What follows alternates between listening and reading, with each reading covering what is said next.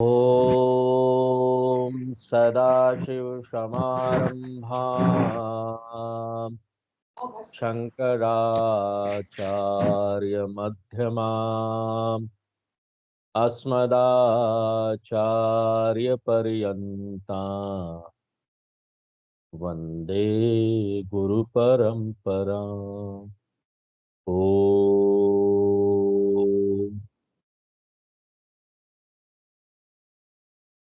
तो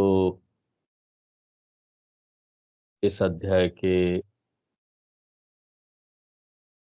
19वें श्लोक तक भगवान ने 4 विषय पूरे कर लिए। 6 विषय में से 4 विषय पूरा हो गया। और ये 4 विषय कौन कौन से थे? क्षेत्रम, क्षेत्रज्ञ, ज्ञानम और ज्ञेयम। और अब 20वें श्लोक से 24वें श्लोक तक भगवान कृष्ण अंतिम 2 विषय के बारे में बताने वाले हैं, जिसका नाम है पुरुष और प्रकृति। और क्योंकि ये जो 2 विषय है वो एक दूसरे से संबंधित है, इसलिए कृष्ण भगवान दोनों को साथ साथ बता रहे हैं। और अर्थ लगाने के लिए सामान्यतः वेदांत में जो अर्थ लिया जाता है उससे हम समझ सकते हैं कि ये जो पुरुष है वो ब्रह्म है और प्रकृति जो है वो माया है। इसलिए यहां पर जो डिस्कशन होने वाला है, जो चर्चा होने वाला है, वो उपनिषद के ब्रह्म और माया के बारे में होने वाला है। ये जो शब्द है पुरुष और प्रकृति, ये सामान्यतः सांख्य दर्शन में उपयोग होता है, वेदांत में बहुत कम इसका उपयोग होता है। हम पुरुष और प्रकृति शब्द का उपयोग ब्रह्म और माया के लिए करते हैं। इसलिए कृष्ण भगवान यहाँ पर चर्चा शुरू करते ही बोल रहे हैं कि प्रकृतिम पुरुषम चैव विद्धि अनादि उभाव की।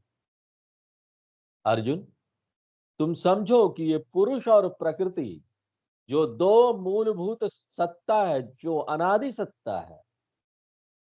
अनादि यानी कि जिसका शुरुआत नहीं है, और वो 2 है। और वो क्या है? पुरुष भी अनादि है, प्रकृति भी अनादि है। और पुरुष और प्रकृति का मिश्रण ही ईश्वर है।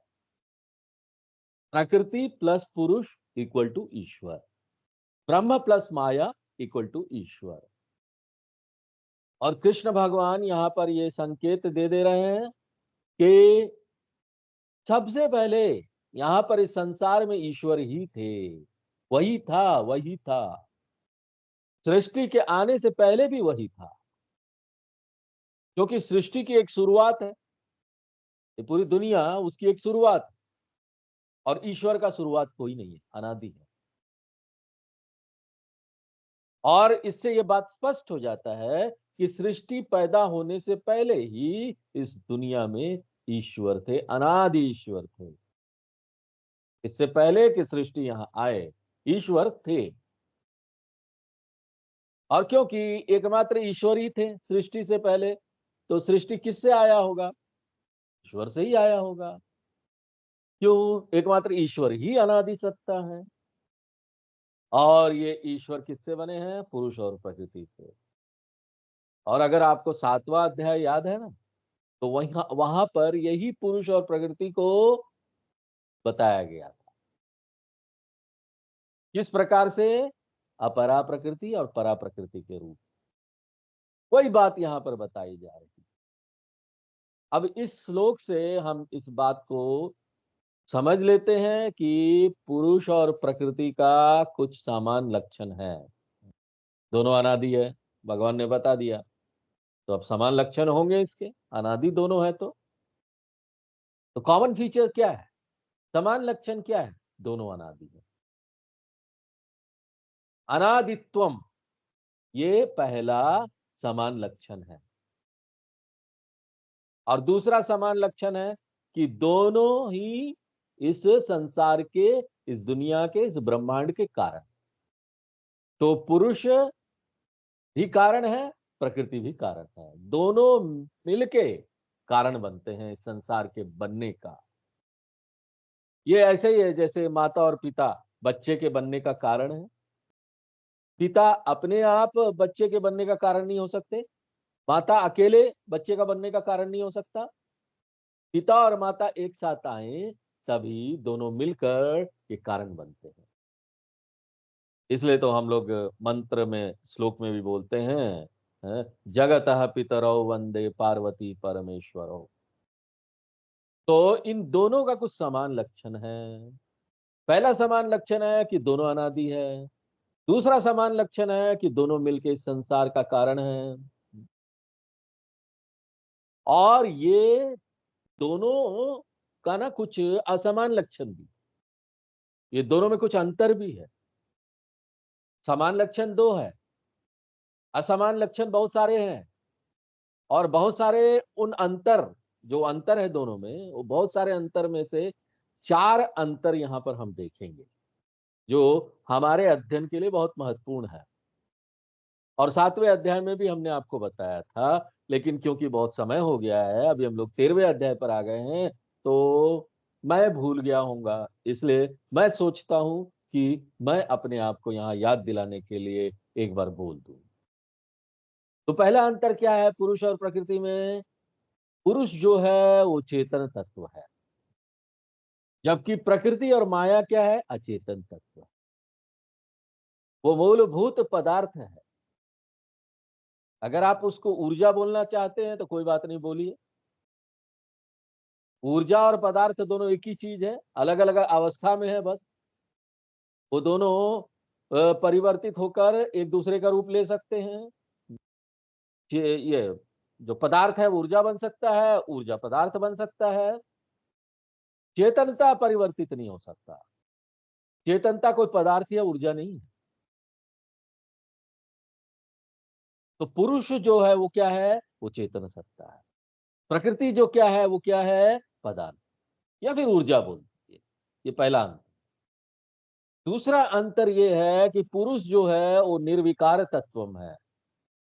चेतन तत्व जो है उसमें कोई परिवर्तन नहीं होता, मॉडिफिकेशन नहीं होता, कोई चेंज नहीं होता। वो हमेशा से ही चेंजलेस रहा, अपरिवर्तित सत्ता।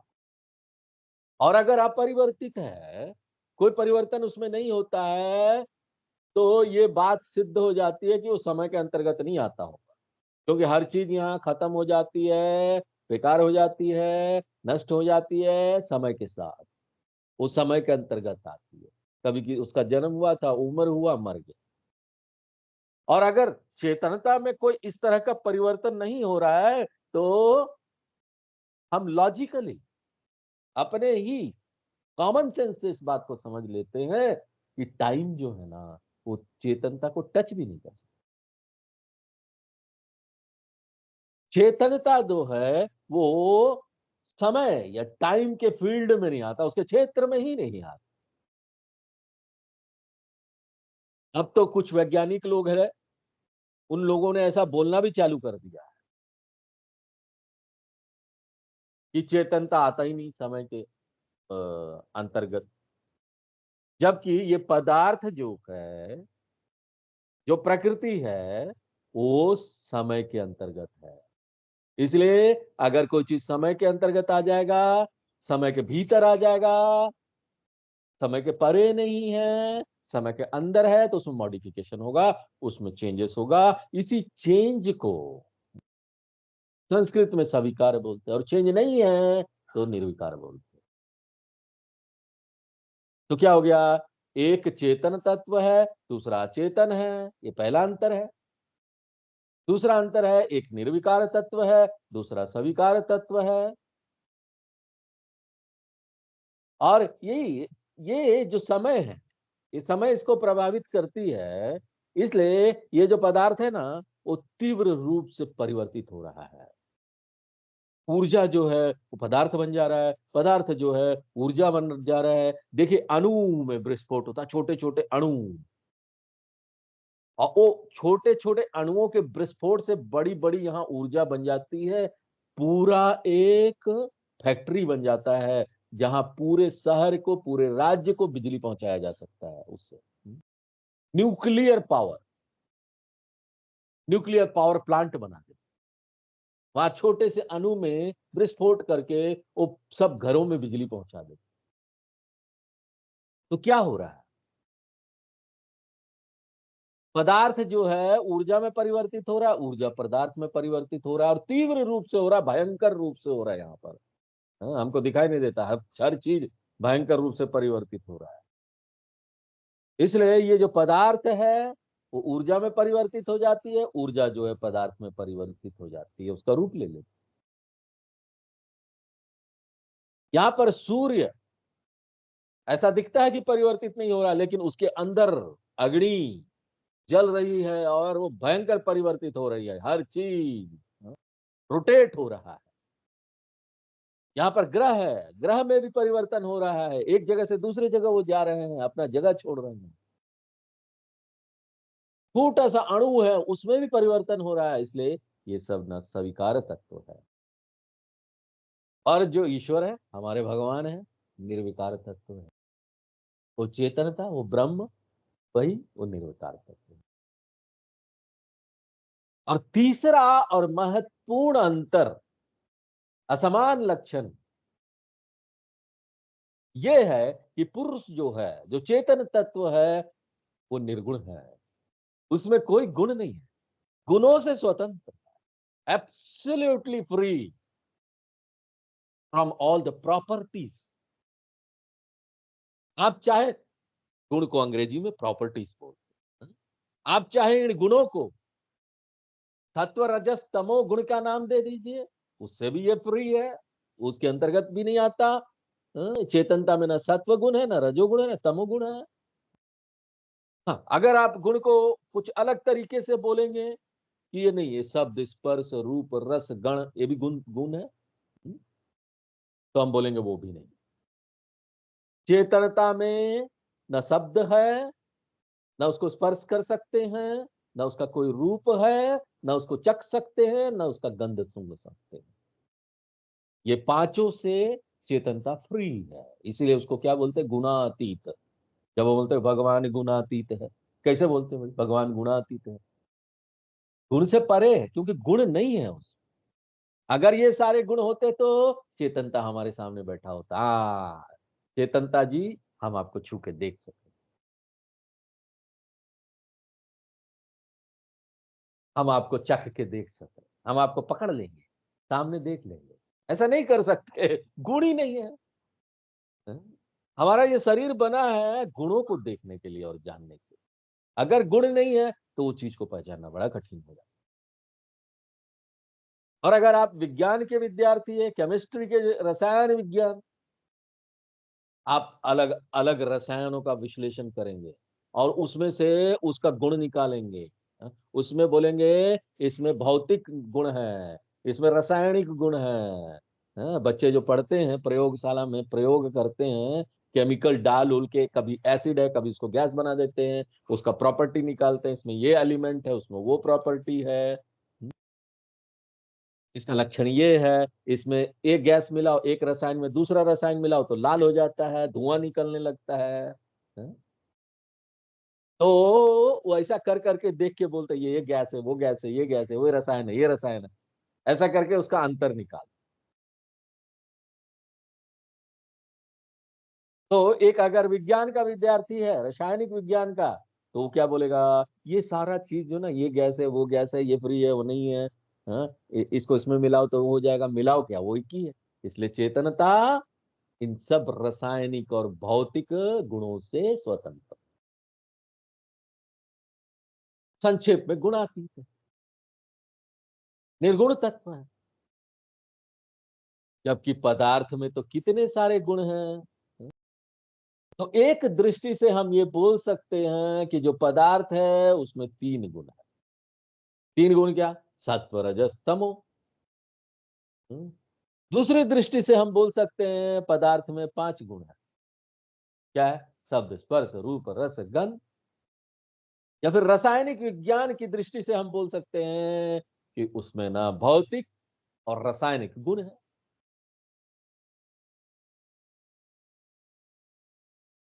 तो ये जो पदार्थ है ना, उसमें गुण है।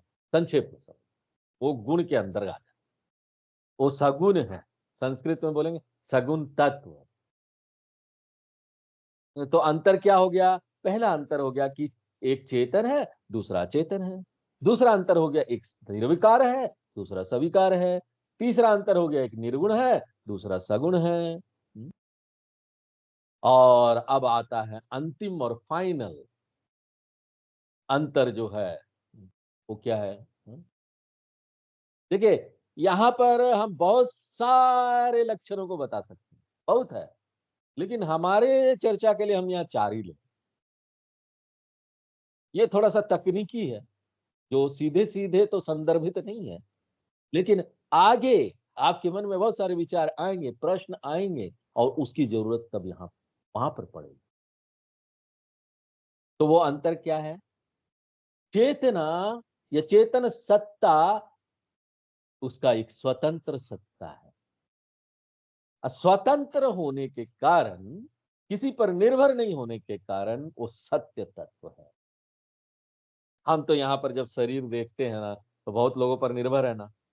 कोई हमको खाना बना के खिलाएगा, कोई हमारा कपड़ा धो देगा, मशीन है कपड़े धोने का, सब चीज़ों पर निर्भर है। एक दिन मशीन खराब हो जाता है, आज मशीन खराब हो गया, हाथ से कपड़ा धोना पड़ेगा, कितना मुश्किल हो जाता है। कितना निर्भर है। हाँ, इंडिपेंडेंट नहीं, लेकिन चेतन सत्ता क्या है? इंडिपेंडेंट, अपने आप से है वो। इसलिए तो हम बोलते हैं चित एव सत्य, वो सत्य है। सत्य क्यों बोलते हैं? वो हमेशा रहता है, इसलिए सत्य। जबकि पदार्थ क्या है? पदार्थ सत्ता, उसका स्वतंत्र एग्जिस्टेंस नहीं है। वो स्वतंत्र नहीं है। वो चेतनता पर निर्भर रहता है। देखिए, ये प्रूफ करने के लिए कि आप यहाँ स्काइप में क्लास में बैठे हुए हैं, हमको चेतन होना पड़ेगा। अगर हम चेतन नहीं है ना, तो आप हैं, हम सामने देख रहे हैं, वो भी नहीं बोल सकते।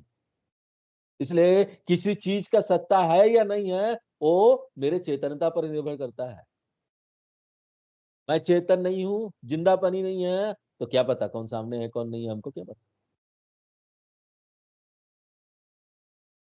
इसलिए ये जो वस्तुएँ हैं, जो चीज़ें हमको मैटर यहाँ दिखाई देता है, वो ना निर्भर सत्ता है। क्योंकि वो निर्भर है, आता है, जाता है, गायब हो जाता है, क्योंकि आज हम यहाँ तो बैठे हैं, कल को नहीं होंगे, गायब हो जाएँगे। बहुत सारे लोग हमारे साथ थे, संसार में चले हमारे साथ, खेले, बड़े हुए, सब हुए, वो चल गायब हो गए ना धीरे-धीरे करके। तो क्या थे? मिथ्या है वो। ऐसी चीज़ों को हम मिथ्या तत्व बोलते हैं, सत्य और मिथ्या। अभी हम इसको साइड रख देते हैं, बाद में इसके ऊपर और चर्चा करेंगे। तो ये 4 मूलभूत अंतर है पुरुष और प्रकृति में। ऐसा जो पुरुष और प्रकृति का मिश्रण है ना, उसी को भगवान बोलते हैं। और यही भगवान दुनिया के आने से पहले भी था।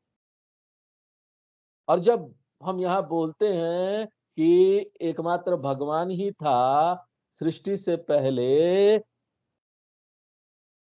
बड़ा इंटरेस्टिंग चीज़ आ जाता है यहाँ पर। जब हम बोलते हैं एकमात्र भगवान ही था सृष्टि से पहले, अरे कहाँ था? आप बोलिए, वो बता सकते कहाँ था? नहीं, नहीं समझिए, खा था तो था। अब ये क्यों पूछ रहे कहाँ था? तो पूछूंगा ना मैं कहाँ था? क्यों? क्योंकि सृष्टि ही नहीं बनी थी। सृष्टि नहीं बनी थी तो आकाश नहीं था, खाली जगह होती। देखो एक खाली जगह, आकाश जब हम बोलते हैं ना, तो आकाश की तरफ मत देखिए। हैं? आकाश माने खाली जगह। आप यहाँ बैठे हुए ना, कोई जगह आपको मिला है, ये भगवान ने बनाया पहले ये जगह, तभी तो आप बैठे हैं ना इसमें। अब जब ये था ही नहीं, तो भगवान कहाँ बैठे थे भैया? कहाँ थे वो भगवान? माइंड चकरा जाता है, दिमाग एकदम चक्कर खा जाएगा। सोच नहीं पाएंगे, अकल्पनीय है। लोकेशन की बात कर ही नहीं सकते, वहां पहुंच के दिमाग काम करना बंद कर देता है, जहां सिर्फ भगवान थे और कोई नहीं था। किस जगह पर थे? आकाश ही नहीं था, आकाश बना ही नहीं था। आप ये कैसे जानते हैं स्वामी जी? आप अपनी तरफ से बोल रहे होंगे तो। तैत्रीय उपनिषद में बताया गया है, वेद की वाणी है, तस्माद् व एतद् आत्मन आकाश संभूतः। भगवान के बाद आकाश आया है। तो ये बात तो देखिए, जो शास्त्र पढ़ते हैं, जो भक्त लोग हैं, वो ये सब बात करते हैं ना, तो बोलते शास्त्र की बात कर रहे हैं, जादू उदू की बात कर रहे हैं। यही बात जब वैज्ञानिक बोलता है, और वैज्ञानिक क्या बोलता है, हम ना कल्पना भी नहीं कर सकते स्पेस और टाइम का, बिग बैंग से पहले समय और आकाश की कल्पना हम नहीं कर सकते सृष्टि बनने से पहले। क्यों? वो बोलते हैं वैज्ञानिक लोग, एक दुनिया कैसे बनी वो जब बताते हैं, तो वो क्या बताते हैं, एक बड़ा विस्फोट हुआ, धम, और ये पूरा धरती ये सब बन गया। और उनसे पूछो कि बनने से पहले क्या था, समझ पाना मुश्किल है, बोलते कुछ नहीं समझ, आज तक रिसर्च हो रहा है, वैज्ञानिक लोग आज तक खोज रहे हैं, समझ ही नहीं पाते कुछ से पहले क्या था। दिमाग काम करना बंद, चकरा जाता है कि भगवान थे तो कहाँ थे। अब वो क्या बोलेंगे, नहीं नहीं, वो वेदांत में ना वो विज्ञान से ये लिया गया है। अरे भैया, हमारा वेदांत तो जब सृष्टि बनी थी ना तभी आ गया था। भगवान ने ये वेदांत मनुष्यों के हाथ में उसी समय दे दिया था। आपने वेदांत से लिया, वेदांत ने साइंस से नहीं दिया। इसलिए आप ना सृष्टि बनने से पहले कोई आकाश था इसकी कल्पना भी नहीं कर सकते। आकाश उत्पत्ति ही पूर्वम ईश्वर अस्ति। अगर आकाश नहीं है, याद रखिए, आकाश यानी ऊपर नहीं, ये सारा खाली जगह आकाश है।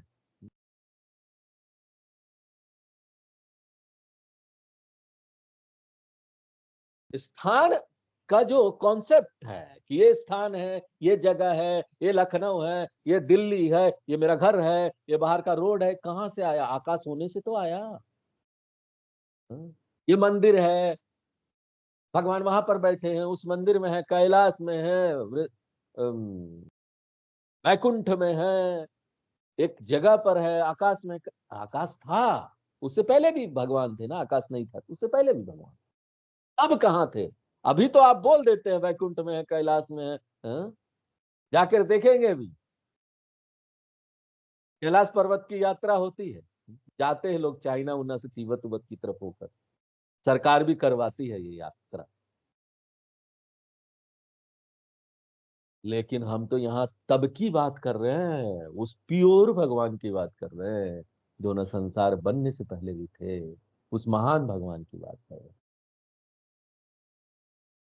तो आप ये मत पूछिए ना वो कहाँ था। ऐसा भगवान जिसका कोई रहने का जगह ही नहीं था, जो पुरुष और प्रकृति का मिश्रण है, वो सृष्टि से पहले भी। ये कौन बोल रहे हैं? मैं नहीं बोल रहा, भगवान बोल रहे हैं। पुरुषम प्रकृतिम उभौ चैव, उभौ यानी दोनों, दोनों थे, अनादि है। तो अगर हम इस तरह की कहानी बच्चों को सुनाएंगे ना, ये था वो था, तो फिर वो आया ये आया, बच्चे में जिज्ञासा होगी, आगे क्या आगे क्या। उस समय माँ माँ गुस्सा हो जाएगी, अरे क्या बार बार पूछते हो, आगे क्या, आगे जाओ स्कूल का होमवर्क करो। यहाँ पर भी ना, ये जो सुन रहे होंगे स्टूडेंट, मनी मन आगे क्या।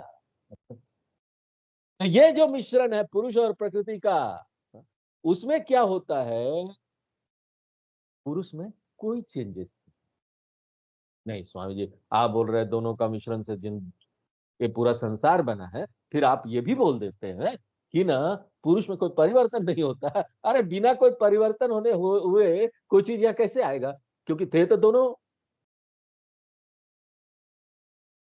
हम यहाँ बोलते हैं ना कि पुरुष को कुछ नहीं होता। क्यों? पुरुष ना समय के अंतर्गत नहीं आ सकता। पुरुष जो है चेतन तत्व जो है वैसे का वैसे रहा, उसके रहने मात्र से जो प्रकृति जी है ना, वो पूरी संसार बना दे।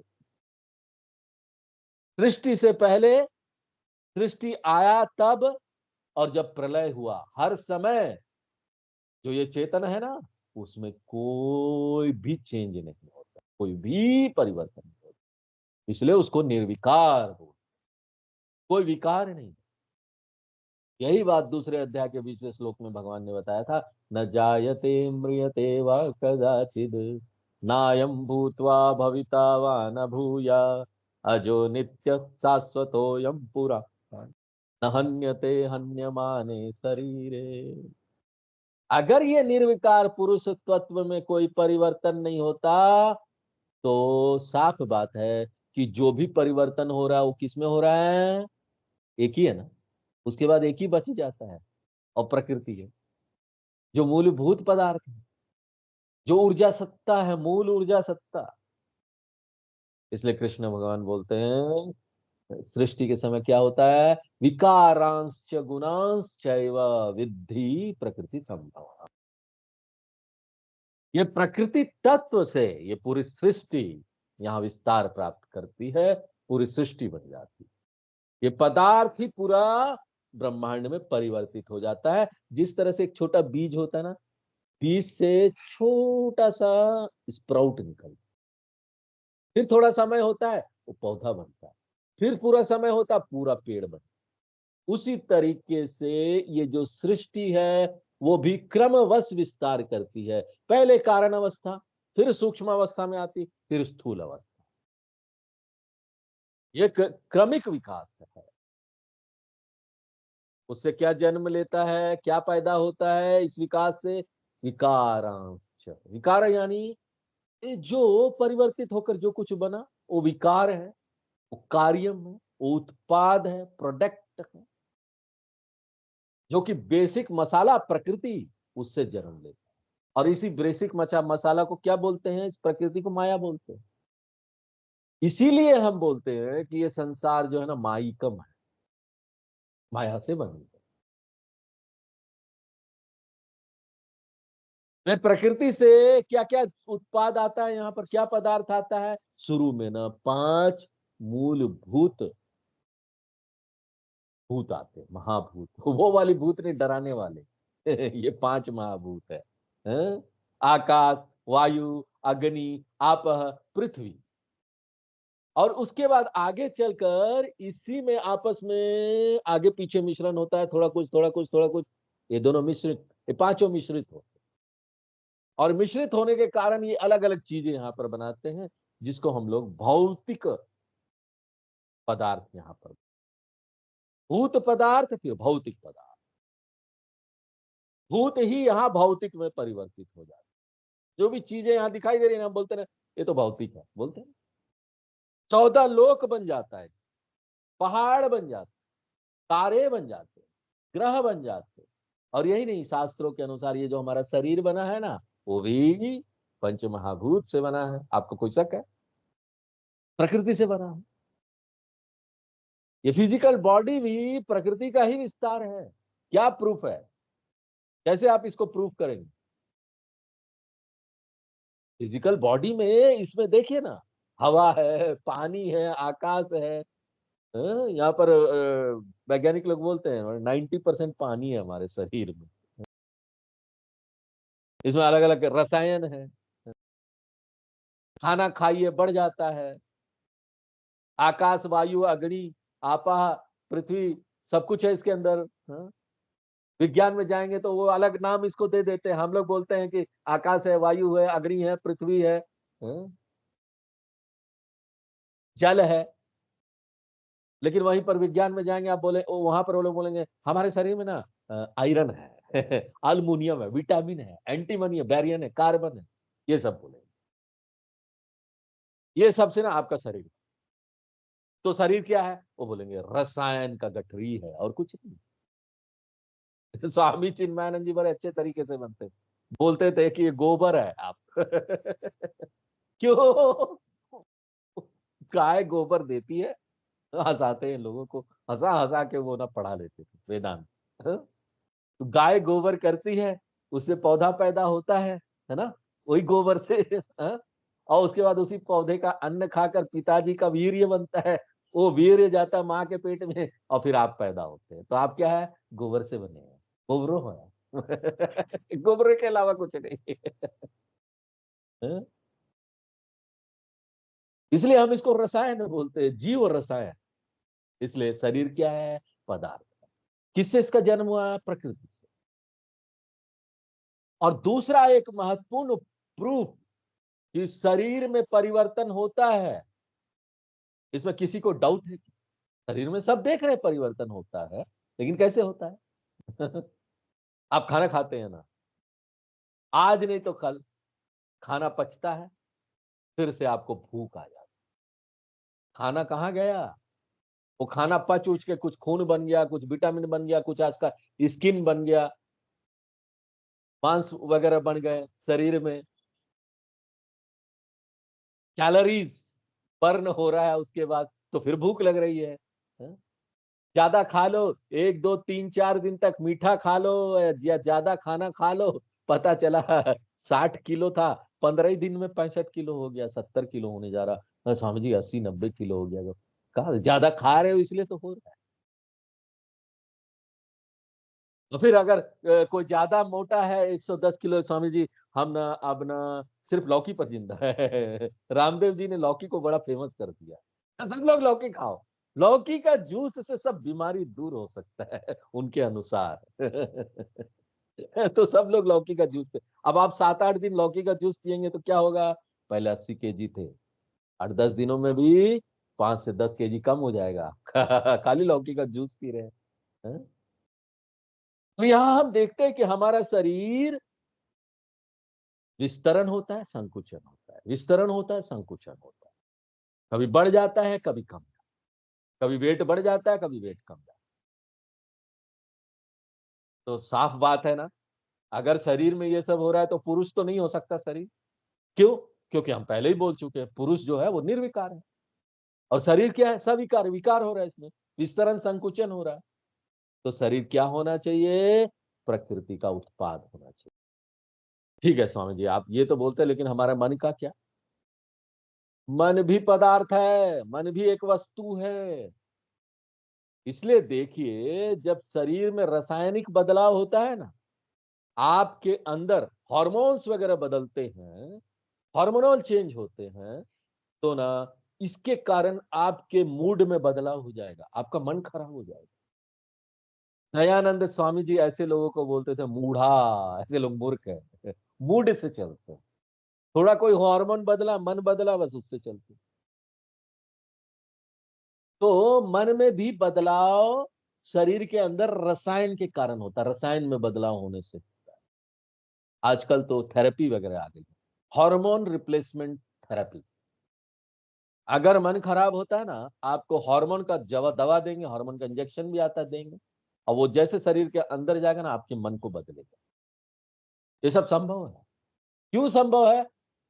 क्योंकि द्रव्य डाला, पदार्थ डाला, पदार्थ पदार्थ को बदलेगा, मन भी पदार्थ है, पदार्थ से पदार्थ प्रभावित होता है, इसलिए मन भी परिवर्तित होता है। और ज्यादा मत बोलिए, मन सबसे ज्यादा बदलता रहता है, अभी कुछ कभी कुछ, कभी कुछ बोलेगा, कभी कुछ बोलेगा। विचार इतने तीव्र रूप से मन में चलते रहते हैं ना, वो बहुत भयंकर रूप से परिवर्तित होता है। और ये जो मन है ना, वो प्रकृति का बहुत फाइन रूप, बहुत परिष्कृत रूप। तो ये दुनिया जो है वो प्रकृति से बनी है, ये शरीर जो है प्रकृति का उत्पाद है, ये मन जो है ना वो भी प्रकृति का उत्पाद है। कोई आपको कोई संशय हो, ये सब प्रश्न तभी आते हैं, अगर आपको नहीं भी आएंगे ना, मैं आपके मन में संशय डाल दूंगा। अगर शरीर जो है वो प्रकृति का उत्पाद है, मन जो है प्रकृति का उत्पाद है, तो दोनों क्या होना चाहिए? जड़ होना चाहिए, अचेतन होना चाहिए। क्योंकि हमने बोला ना, प्रकृति जो है अचेतन सत्ता है, अचेतन, उसमें चेतना कोई नहीं। इसलिए मन और ये जो है ना, ये सब शरीर वगैरह जड़ है, ये सब वस्तु है। अगर प्रकृति अचेतन तत्व है तो शरीर और मन जो उसका उत्पाद है वो भी अचेतन होना चाहिए। अचेतन यानी जड़ होना चाहिए। लेकिन हम क्या देखते हैं, मन तो कैसे कैसे बोल रहे स्वामी जी, मन तो जिंदा लगता है सब चल रहा है, प्रतीत हो रहा है। अगर कोई संशय है तो आप थोड़ा सा चीटी काट के देख लीजिए, पता चल जाएगा। तो इसके लिए ना शास्त्र उत्तर देते हैं कि ना शरीर और मन जो है ना वो तो प्रकृति है, लेकिन प्रकृति का बहुत सुधरा हुआ रूप है, बड़ा फाइन परिष्कृत रूप। हाँ, ये मन और शरीर जो है ना मिट्टी है, लेकिन बड़ा ही परिष्कृत मिट्टी है। एक तो धरती में आपको घर के बाहर जाइए मिट्टी मिल जाएगा, दूसरा एक आता है ना बच्चे खेलते लाल पीला हरा मिट्टी सब, बड़ा सुंदर होता है, उससे आप खिलौना भी बना सकते। तो मन जो है ना इस तरह का मिट्टी है, परिष्कृत मिट्टी, कुछ काम आता। फिर कभी दिमाग भी मिट्टी की तरह हो जाता है कि क्यों, ये पदार्थ का एक बड़ा सुधरा हुआ बड़ा परिष्कृत रूप है, इसलिए उसके अंदर से वो चेतना को बड़े सुंदर तरीके से अभिव्यक्त होने देता है। चेतना उसका अपना नहीं है, जो आपको जिंदापनी लगता है ना उसका अपना नहीं है, वो सिर्फ यहाँ पर रिफ्लेक्टेड है, प्रतिबिंबित है, प्रतिबिंब होकर वहां से अभिव्यक्त हो रहा है चेतना उसके माध्यम से। आपको मेरे कपड़े दिखाई दे रहे हैं, सफेद कपड़ा कैसे दिखाई दे रहा है, इसके ऊपर प्रकाश पड़ रहा है, वो प्रकाश इसमें से छिटक के प्रतिबिंबित होकर आपके आंखों में जा रहा है और वो बता रहा है आपको कि मैंने एक सफेद कपड़ा पहना है। तो ये जो प्रकाश छिटक कर आपके आंखों में जा रहा है, ये प्रकाश कपड़े का नहीं है, कपड़े का अपना नहीं है, वो तो उधार लिया हुआ है, बाहर से प्रकाश आया है। उसी प्रकार मन में जो चेतन जिंदापनी दिखाई देता है ना, वो उधार लिया हुआ। शरीर में जो दिखाई देता है ना, शरीर प्रकृति है, उसमें जिंदापनी जो दिखाई देता है वो भी लिया हुआ बाहर। इसलिए ये सारी चीजें क्या है, प्रकृति का बना हुआ है। तो इसलिए कृष्ण भगवान बोलते हैं अर्जुन इस बात को नोट करो, विकारांश्च प्रकृति संभवा, संभवान यानी उससे पैदा हुआ, उससे जन्म लिया, उससे बना, ये प्रकृति का ही उत्पाद है। तो आज हम लोग यहीं पर विराम देते हैं, आगे की नेक्स्ट क्लास में। ओम पूर्णमदः पूर्णमिदं पूर्णात् पूर्णमुदच्यते पूर्णस्य पूर्णमादाय पूर्णमेवावशिष्यते। ओम शांति शांति शांति।